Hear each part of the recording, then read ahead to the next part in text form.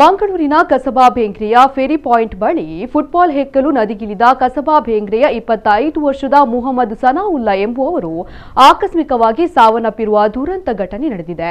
Ferry point ಬಳಿ ಮಕ್ಕಳು football ಆಡ್ತಾ ಇದ್ದ ವೇಳೆ ಚೆಂಡು ನದಿಗೆ ಬಿದ್ದಿದ್ದು ಅದನ್ನು ಹೆಕ್ಕಿಕೊಡುವ ಸಲುವಾಗಿ ಮುಹಮ್ಮದ್ ಸನಾವುಲ್ಲಾ ನದಿಗೆ ಇಳಿದಿದ್ದು ಈ ವೇಳೆ ಆಕಸ್ಮಿಕವಾಗಿ ನೀರಿನಲ್ಲಿ ಮುಳುಗಿದ್ದಾರೆ.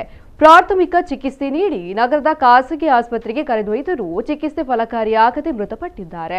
ಕಾಲು ಊತು ಹೋದ ಪರಿಣಾಮ ಮೇಲಕ್ಕೆ ಬರಲು ಸಾಧ್ಯವಾಗದೆ ನೀರಿನಲ್ಲಿ ಮುಳುಗಿರುವ ಸಾಧ್ಯತೆ ಇದೆ ಎಂದು ಹೇಳಲಾಗಿದೆ. ವೆಲ್ಡಿಂಗ್, ಇಂಟೀರಿಯರ್ ಡಿಸೈನ್ ಮತ್ತಿತರ ಕೆಲಸ ಮಾಡ್ತಾ ಇದ್ದ ಏಕೈಕ ಪುತ್ರನಾಗಿದ್ದ ಸನಾವುಲ್ಲಾ ಮನೆಗೆ ಆಧಾರ ಸ್ತಂಭವಾಗಿದ್ದರು. ಉತ್ತಮ ವ್ಯಕ್ತಿತ್ವ ರೂಪಿಸಿಕೊಂಡಿದ್ದರು.